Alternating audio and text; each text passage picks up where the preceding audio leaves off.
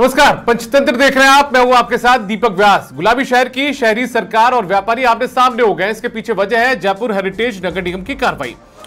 दरअसल चारदीवारी इलाके में बन रही कई इमारतों को नगर निगम ने अवैध बताते हुए सील कर दिया है। तो दूसरी तरफ व्यापारियों का तर्क है कि इस कार्रवाई से व्यापार और व्यापारी दोनों प्रभावित हो रहे हैं और उन्हें आर्थिक नुकसान भी झेलना पड़ रहा है। नगर निगम की इस कार्रवाई के विरोध में व्यापारी सड़कों पर भी उतर गए हैं और विरोध प्रदर्शन भी उन्होंने आज किया है। इससे पहले भी विरोध प्रदर्शन उन्होंने किया, लिहाजा आज पंचतंत्र में चर्चा इसी मुद्दे पर करेंगे कि आखिर इस विवाद की स्थिति में कौन सही है और कौन गलत है। क्या हेरिटेज नगर निगम की कार्रवाई ठीक है या फिर व्यापारियों का जो तर्क है वो ठीक है। इन्हीं तमाम मुद्दों पर आज चर्चा करेंगे पंचतंत्र में। और हमारे साथ में कुछ खास मेहमानों का पैनल भी जुड़ चुका है, उनका तारुफ आपसे करवा देते हैं। हमारे साथ में जुड़ चुके हैं सुनीता मावर जी, कांग्रेस की वरिष्ठ नेता है और हेरिटेज नगर निगम में मौजूदा दौर में कांग्रेस की पार्षद हैं। हमारे साथ में गोविंद छिपा जी जुड़ चुके हैं, बीजेपी की तरफ से प्रवक्ता के तौर पर हमारे साथ आज जुड़े हैं और पार्षद हैं ये भी जयपुर में। इसके अलावा हमारे साथ में जुड़ चुके हैं उत्कर्ष गोयल जी, जो कि खुद एक व्यापारी है चारदीवारी के और खुद बता रहे हैं कि परेशान भी ये होंगे इस कार्रवाई से। सबसे पहले मैं उत्कर्ष जी आपके पास आना चाहता हूं, मुझे बताइए कि जो कार्रवाई हेरिटेज नगर निगम ने शुरू करी है ये तो अवैध निर्माणों पर की है, इसमें व्यापारियों को किस बात का दर्द है, दुख है? सर, जो ये इन्होंने कंप्लीट पूरा किया है, इन्होंने सील लगाने का उन्होंने निर्णय दिया है क्योंकि इन्होंने बताया गया है कि यहाँ पे ये रेजिडेंशियल के अंदर कमर्शियल एक्टिविटी कर रहे हैं। बट मैं इनसे ये पूछना चाहता हूँ कि जो भी हम कमर्शियल एक्टिविटी कर रहे हैं वो हम आज से नहीं, आज से 30 साल पहले से कर रहे हैं। तो अगर आज से 30 साल बाद आप एकदम से हमें बोलोगे कि भाई अवैध निर्माण है तो इसीलिए हम इसको सीज करना चाहते हैं, तो वो कहाँ की बात हुई? भाई अगर आपको करना होता तो आप 30 साल पहले करते, और अगर इस तरीके से आप करोगे तो उस हेरिटेज के अंदर नगर निगम के आप देखोगे उस पर्सपेक्टिव से तो वहां पे सारे के सारे ही व्यापारी है, सारा ही व्यापार हो रहा है। अगर आज आप शहर में जाओगे तो वहां पे आपको 90% व्यापार ही मिलेगा। व्यापार के अलावा वहां पे है क्या? अगर मैं आपसे भी पूछूं आप शहर में क्या करने जाते हो, आपके बोलोगे मैं शॉपिंग, मैं तो रहने के लिए जाता हूं सर, मैं रहने के लिए जाता हूं। तो वही चीज मैं आपसे बता रहा हूं। तो यहाँ पे जो भी सारा मोस्टली होता है सारा व्यापारी जयपुर के अंदर होता है इसके अंदर। तो और अगर आप करना ही चाहते हो तो ये तो सभी को करो, सिर्फ पर्टिकुलर 19 को क्यों कर रहे हो आप इसके अंदर? तो हमारी ये है कि अगर आप इस तरह कुछ एक्टिविटी करना चाहते हो ये तो सब पे करो, और आपको नहीं करना तो किसी भी मत करो। आज से कुछ 30 साल पहले, कुछ 40 साल पहले किसी भी बंदे ने वहां से व्यापार शुरू किया है और अब आप उसको 40 साल बाद बोल रहे हो कि भाई आप व्यापार मत करो, ये आपका इलीगल है, तो ये कहाँ की बात हुई? अच्छा, ये जो आप कह रहे हैं कि इन दिनों में जो कार्रवाइयां की गई है जिसके विरोध में आप लोग सड़कों पर आए हैं व्यापारी, ये 40 साल पुराने कंस्ट्रक्शन थे? 40 साल पुराने कंस्ट्रक्शन थे। 1995, 1998, 2000, 2001 और जो सारे लॉज हमारे पे लगाए गए हैं जिस भी तहत पे, वो 2020 के हैं। जो चीज 2000 में बनाई गई है, 1995 में बनाई गई है, तो आप उस पे 2020 के बायलॉज कैसे लगा सकते हो? ठीक है, मैं आऊंगा वापस आपके पास। मैं ये भी तर्क जानूंगा कि क्या वाकई में चारदीवारी में जिस तरीके से जो चारदीवारी की फिजा बिगड़ रही है वो क्या बेहतर है क्या? सुनीता मावर जी, आप तो खुद चारदीवारी के रहने वाली हैं, मुझे ये बताइए कि जो जिस तरीके से नगर निगम ने कार्रवाई शुरू की है ये ठीक है? आप खुद बतौर पार्षद समर्थन करती हैं इस बात का या फिर व्यापारियों के पक्ष में आप खड़ी हैं? मैं सर्वप्रथम समाचार प्लस को बहुत बहुत धन्यवाद और साधुवाद दूंगी कि उन्होंने जयपुर की विरासत को बचाने के लिए जो संवेदनशील और अति महत्वपूर्ण मुद्दा है ये उठाया है। और जैसा कि आप बता रहे हैं ये मामला इतना पुराना है, परंतु बरसों से ये दिक्कतें चली आ रही हैं। कहना होगा मुझे, पीर पर्वत से हो गई अब तो पिघलना चाहिए, इस हिमालय से कोई गंगा निकलना चाहिए। आग मेरे दिल में नहीं तेरे दिल में ही सही, आग कहीं भी लगे परंतु आग जलना चाहिए। आज पलायन का नाम दिया जाता है, जो परकोटा है जहाँ पर शायद आप भी निवास करते हैं, मैं भी परकोटे में निवास करती हूँ, वहाँ पर लोगों का रहना दुभर हो गया है। जो कार्रवाई हेरिटेज निगम ने करी वो अपने मन से नहीं करी है। 2023 में ये लिस्ट आ चुकी थी कि इन पर कार्रवाई की तलवार लटकी है। यह पिछले 2023 से पहले 8-10 साल से ये मामला चल रहा था कोर्ट में। माननीय न्यायालय के आदेश के अनुसार हेरिटेज निगम ने ये कार्रवाई करी, अपने मन से नहीं करी है। बाकायदा निगम के अधिकारी तो सहयोग करते हैं, उनके सहयोग से हर कोई वहाँ पर हवेलियों पे हथौड़े चला चला के कॉम्प्लेक्स बना रहे हैं, जो कि यूनेस्को ने इस परकोटे को विश्व विरासत का दर्जा दिया है, जिसकी वजह से यहाँ पर्यटक आते हैं। वो बड़े बड़े शोरूम और बड़े बड़े मॉल देखने नहीं आते, वो तो विदेशों में हमसे कई गुना अच्छे हैं। वो यहाँ पर 300 साल पुरानी एक सुनियोजित सही तरीके से 9 चौकड़ियों की जो पुरानी बनी हुई विद्याधर जी के द्वारा करी गई है उसको देखने के लिए आते हैं। उन हवेलियों को तोड़कर हम कॉम्प्लेक्स बना रहे हैं। परकोटा आज रहने के लायक नहीं रहा है। वहां पर जो भी कॉम्प्लेक्स बनाते हैं वो कोई परमिशन नहीं लेते। हाँ, परंतु जो कार्रवाई हुई है उन अधिकारियों पे अवश्य होना चाहिए जिनके कार्यकाल में निर्माण हुए, क्योंकि अधिकारी ही वो रास्ता बताते हैं कि आप इसको जर्जर बता दीजिए और जर्जर बता के कह दीजिए कि साहब जर्जर हो गई इसलिए हमने गिरा दी, अब हम नया बना रहे हैं। अधिकारियों पे अवश्य कार्रवाई होना चाहिए। मैं इसी सवाल पर आने वाला था। गोविंद जी, मुझे ही बताइए, आप 19 अवैध निर्माणों की बात कर रहे हैं कि ठीक है, उन पर कार्रवाई की बात बहुत लंबे समय से चल रही थी, अब फाइनली आप कार्रवाई कर भी रहे हैं, व्यापारी विरोध में भी उतर रहे हैं। ये कार्रवाई कितनी ठीक आप मानते हैं? पहली बात तो क्योंकि जब व्यापारियों का व्यापार चल रहा है तो कहीं ना कहीं आर्थिक स्थिति से उन्हें भी दो चार होना पड़ेगा, उनका व्यापार भी प्रभावित होगा, इससे आप कितना इत्तेफाक रखते हैं? दूसरी बात ये जो कार्रवाइयां की गई उस दौर में जब ये निर्माण हुए, अवैध निर्माण जिन्हें हम कह रहे हैं, वो जब अवैध निर्माण हुए उस समय कौन कौन वहां के जोन उपायुक्त थे, उन पर क्या कार्रवाई नहीं होनी चाहिए? उस समय के कौन कमिश्नर हुआ करते थे, कौन मेयर हुआ करते थे, कौन पार्षद हुआ करते थे, क्या उनका पूरा खाका नहीं निकलना चाहिए? देखिए दीपक जी, मैं बड़ा प्रसन्न हुआ ये जान के सुनीता जी ने लगभग वही बातें कही जो मुझे कहनी चाहिए थी या मुझे कहनी थी। और ये बिल्कुल सही बात है कि छोटी छोटी लहरों पे पहरे बिठाए जाते हैं समंदर की तलाशी में अगर कोई नहीं लेता। आज पहली बार इस तरह से ये कार्रवाई अंजाम देखने में आई है।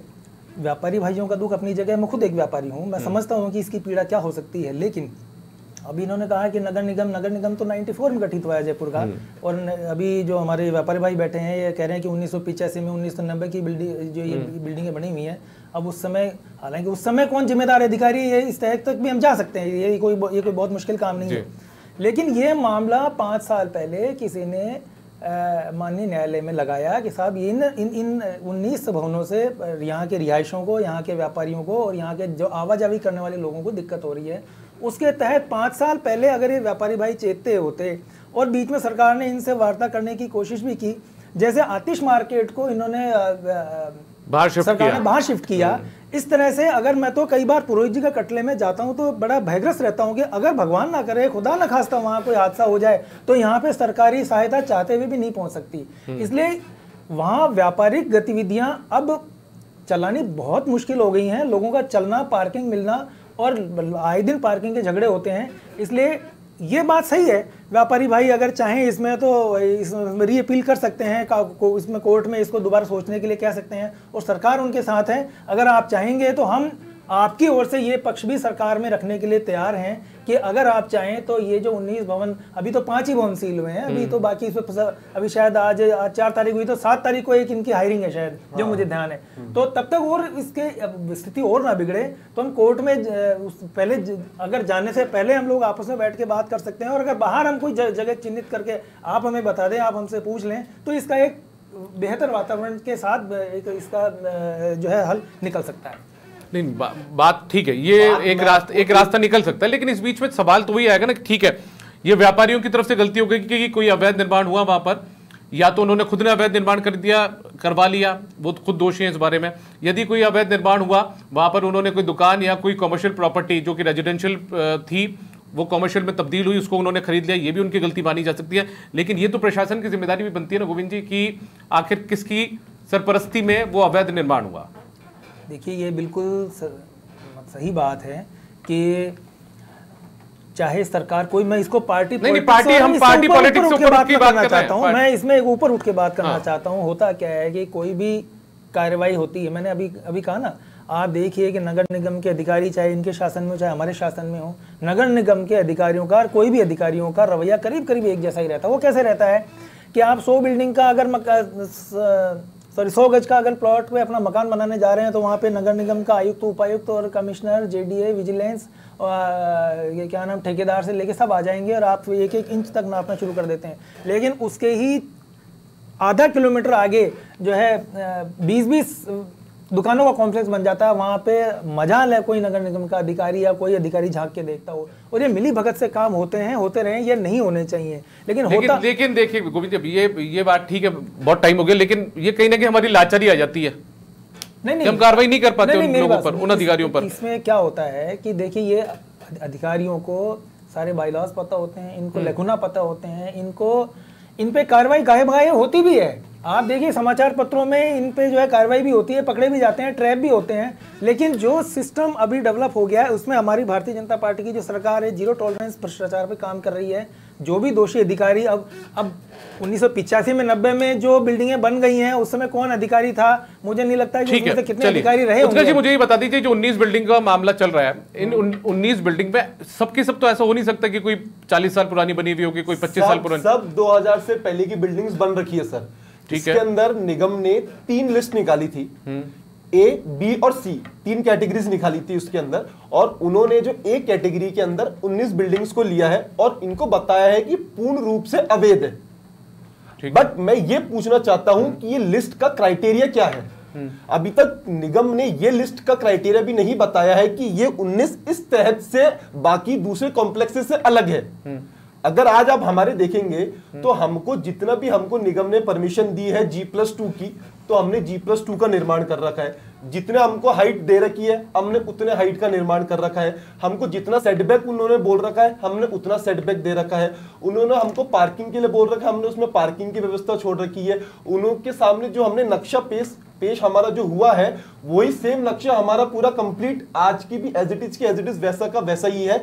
सिर्फ एक आप ये फैक्टर ले सके कि यार यहाँ पे रेजिडेंशियल प्रॉपर्टी के ऊपर कमर्शियल एक्टिविटी कर रहे हैं, वो तो सर चलिए मुझे ये बता दीजिए उत्कर्ष जी, देखिए सहानुभूति का आधार मानते हुए आप लोगों के साथ में सब लोगों की सहानुभूति हो सकती है, होगी। पर सर मुझे एक चीज बताइए, जो मेरे पे बायलॉज लगाए गए हैं कि मेरे को 2020 का बायलॉज लगाया है, पर मेरी बिल्डिंग ही 2020 से पहले की है, और दूसरा मेरे हेरिटेज, जैसे मैम ने बोला कि भाई ये हेरिटेज को खराब कर रहे हैं। मेरी बात सुनिए, मैं मेरी सवाल पूछ लेता हूँ। सहानुभूति के आधार पर आप लोगों के साथ में सबकी सहानुभूति हो सकती है यदि उस प्रकरण पे हम बात करें। लेकिन मुझे ये बताइए, 4 दीवारी का ये कॉन्सेप्ट जरूर था कि नीचे दुकान ऊपर मकान का, ठीक है, लेकिन जब पुरानी इसने अपने गवर्नमेंट ने अपने को दे रखा है कि G+1 की परमिशन देगी कमिटी, और अभी तक कमिटी का गठन, लेकिन नीचे दुकान ऊपर मकान का 4 दीवारी में प्रक्रिया जो रहा है वो रही है टाइम से यही है, ठीक है।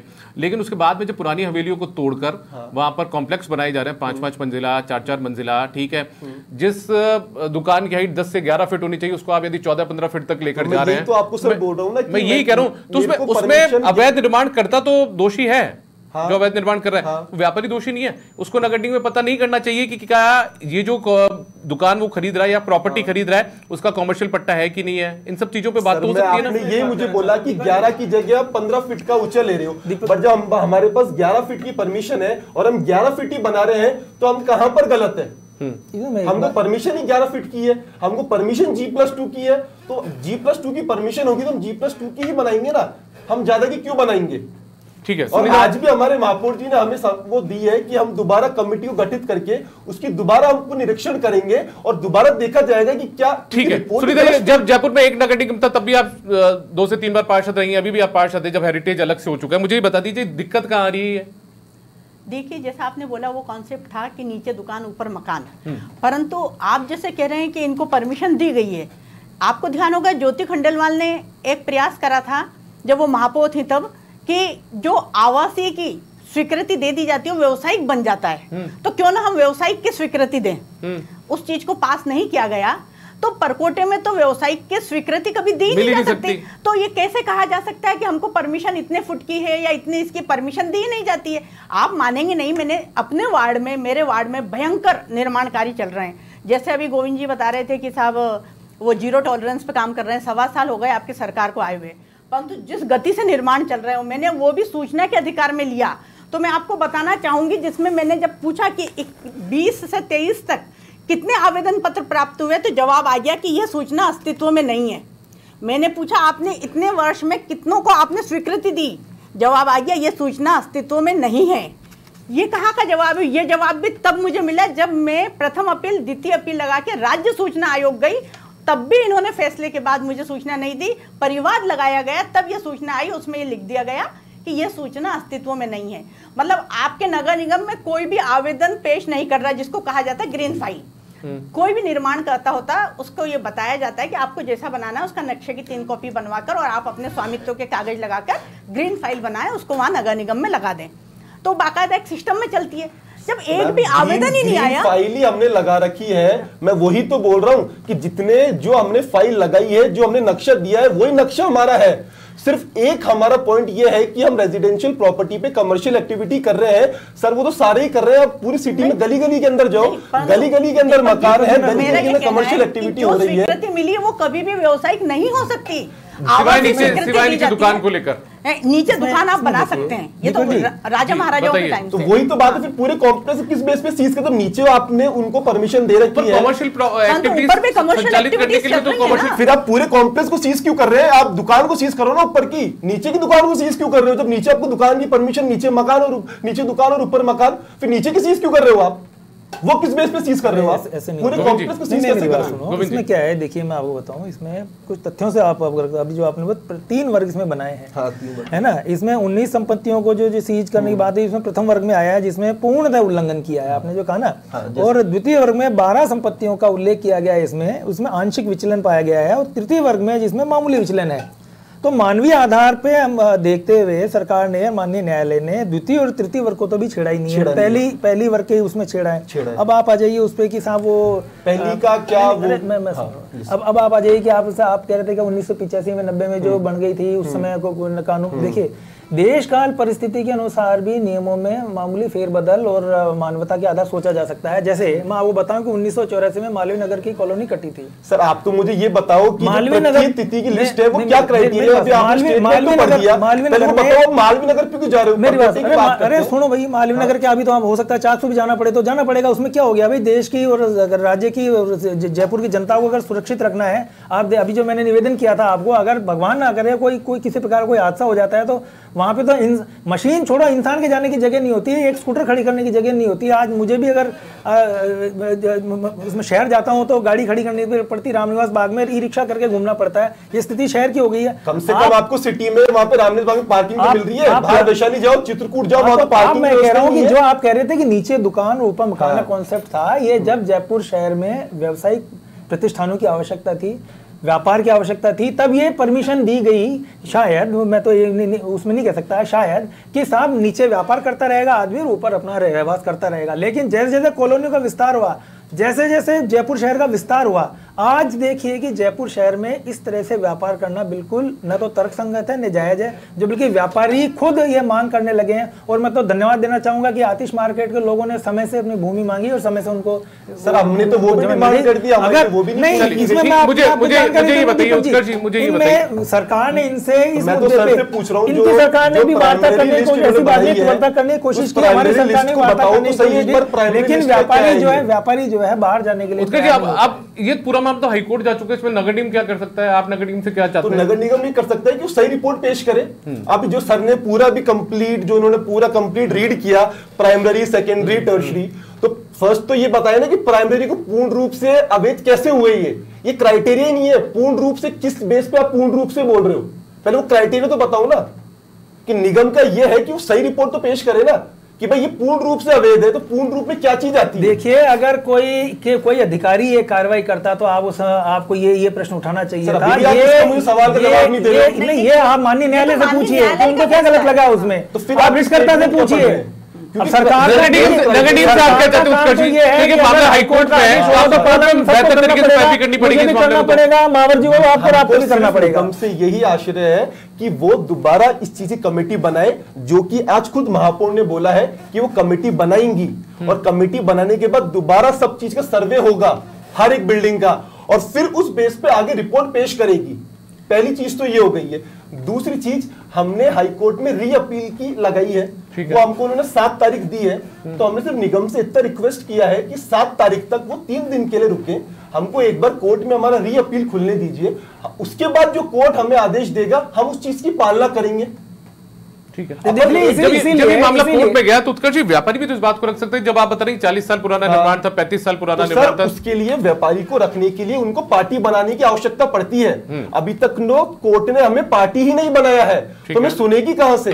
तो हम पहले से कोर्ट में मामला चल रहा है, आप लोग सो रहे थे क्या? 5 साल नहीं वहां पे 5 साल पहले लगा दिए सर पार्टी लगाने की। माननीय न्यायालय और आप दीपक जी बताओ, इसमें सरकार ने, निगम प्रशासन ने फिर इसका ध्यान रखा है कि 19 जो है कॉम्प्लेक्स सीज करने आदेश है, लेकिन केवल 5 में ही कार्रवाई की है। आज आपको 7 तारीख तक का समय दे रहे हैं। एक कॉम्प्लेक्स में 100 दुकानें हैं, ठीक है ना, अभी तक सर नोटिस कार्रवाई नहीं करेंगे, कोर्ट ऑफ कंट्रेक्ट कौन झेलेगा भाई? तो नोटिस किसी को नोटिस तो दो कम से कम, आप नोटिस की बिना आप डिसीजन ले। मुझे बताइए, ये बात तो चलिए ठीक है, ये बहुत पुरानी प्रॉपर्टीज की बात कर रहे हैं जो कि कमर्शियल में तब्दील हो चुकी थी, लेकिन ये जो नगर निगम में पिछले लंबे समय से लगभग आप मानकर चलिए कि 1.5 दशक का वक्त हो चुका है, 1.5 दशक से भी ज्यादा का वक्त हो चुका है।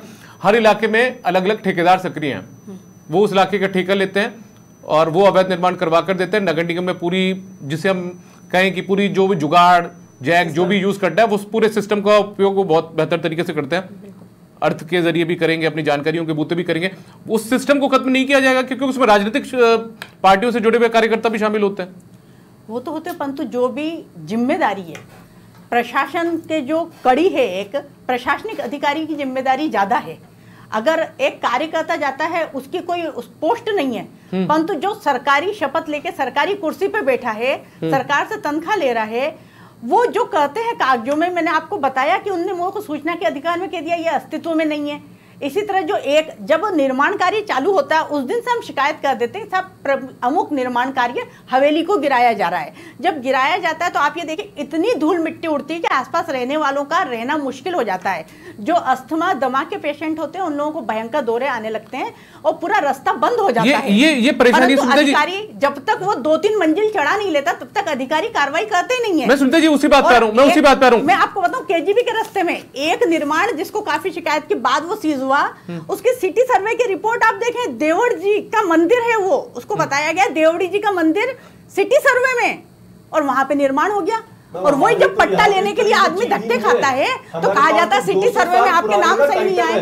200 साल पहले राजा महाराजा के टाइम का टाइटल हम लोगों के पास, स्वामित्व के कागज क्लियर। आज एक दुकान से 10 आदमी, सर 1 लाख आदमी बेरोजगार हो जाएंगे सर, 1 लाख आदमी। सुनीता जी, इस पूरे मामले में सहानुभूतिपूर्वक सरकार को क्या, मतलब नगर निगम शहरी सरकार को क्या कुछ करना चाहिए? शहरी सरकार अब इसमें सहानुभूतिपूर्वक तो ये कि अगर या तो ये हो कि भाई परकोटे में निवास करने के लिए बंद कर दिया जाए, क्योंकि बाद में फिर ये बात करा जाता है पलायनवाद है, वो वहां पे सब तुष्टिकरण की नीति है, मुस्लिम क्षेत्र हो, इसलिए ये नहीं कहते हैं कि सब कमर्शियल कॉम्प्लेक्स बन गए, परकोटा कमर्शलाइज हो गया, वहां पे अगर कोई बीमार हो गया, हार्ट अटैक हो गया तो वो खत्म ही हो जाएगा, परंतु एम्बुलेंस नहीं पहुंच पाएगी। ठीक है, आखिरी टिप्पणी गोविंद जी आपकी। मैं जो सुनीता जी से बात कर रहा था, क्योंकि राजनीतिक दलों के जो लोग होते हैं, कार्यकर्ता होते हैं, बड़े नेताओं के जिनको वर्दस्त हासिल होते हैं, चाहे वो कांग्रेस की सरकार रही हो चाहे वो बीजेपी की सरकार रही हो, तमाम जगहों पर वो लोग ठेकेदारी करते हुए नजर आते हैं, अवैध निर्माणों का निर्माण करते हैं। कि खुलेआम ऐसा काम चल रहा है, इन पर भी रोक लगनी चाहिए।